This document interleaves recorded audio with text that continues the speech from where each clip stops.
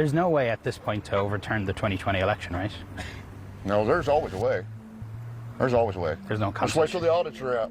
There's millions of guns here, and it took 11 days for them to take over Afghanistan. Wonder how many days. Just ask for a friend how many days it'd take the Patriots to take over this country. Think about it. You don't want that to happen here, do you? I don't want it to happen, but if our country and our government and our Congress and Biden and them don't get their heads out of their butt, it's going to happen. I assure you, it's coming. You saw right there that Republican talking about taking over the country in the United States just like the Taliban took over Afghanistan. And that is honestly very telling, especially because a lot of right-wingers recently have taken it upon themselves to compliment the Taliban on their policies, especially regarding women's rights and topics like abortion. Now, let's go a step further though, because I think we really need to understand where exactly we are as a country. And in order to really understand that, I think we need a history lesson. Take one look at Germany 100 years ago. What they had was a situation where they had a socialist movement that was rising amid also a fascist movement that was rising.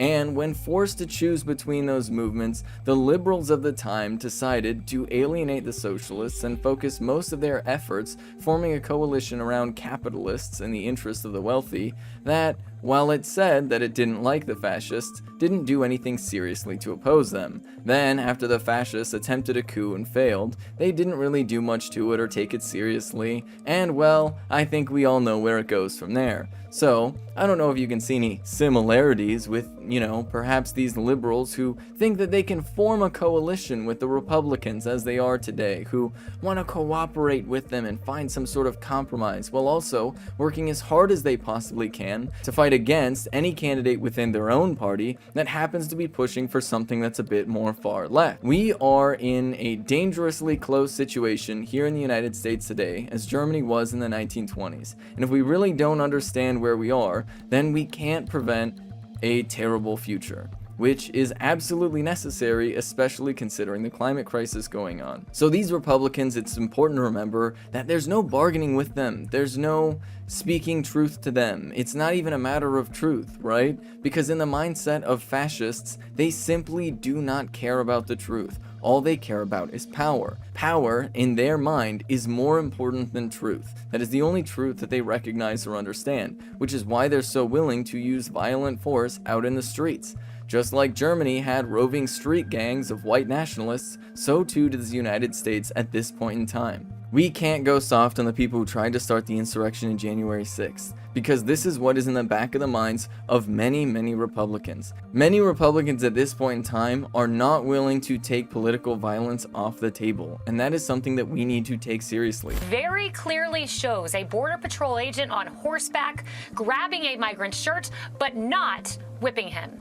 As of Friday, neither President Biden nor Vice President Harris had spoken to the chief of Border Patrol to find out what happened. Imagine that.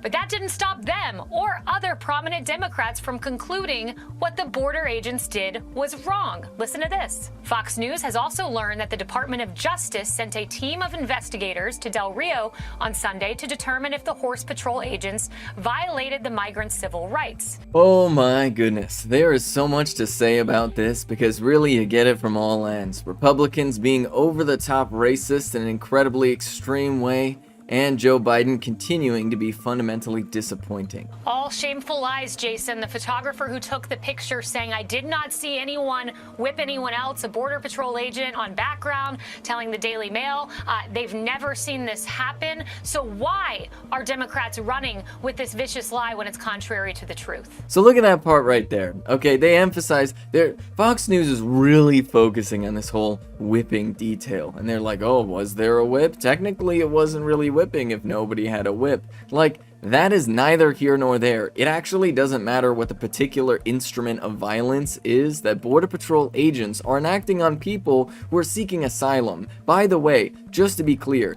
that is against international law. You are not allowed to prevent people from coming to your country in order to seek asylum. So what the Border Patrol was already doing there is already illegal. But Donald Trump started that precedent and Joe Biden has decided to continue it. But instead of addressing the nature of not letting people seek asylum, the Joe Biden administration is focusing on the particular optics of the methods used by these Border Patrol agents. But then you have Jason Chaffetz coming in saying this. I don't know why they're running with a lie. They seem to inject racism wherever they can to think that they can just push their way through this, but which is absolutely disgusting considering the particular history of Haiti in particular.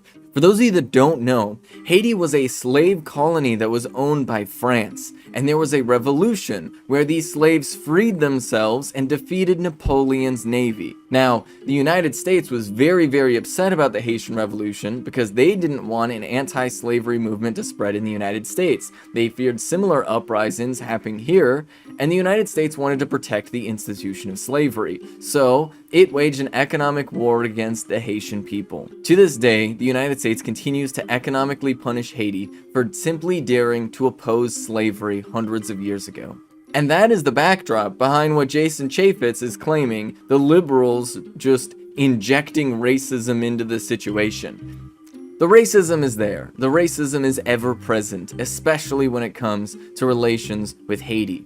No doubt, and the real shameful part of it all, Harris, is the Border Patrol's inability to speak out for themselves. They just have to take it. One Border Patrol agent telling Fox News, would you go to work and do your best, knowing that if you do, your boss is going to, quote, make you pay? He quoted Joe Biden. She's saying that Border Patrol agents should be able to speak out for themselves? Excuse me? Who is in charge? Who is the president?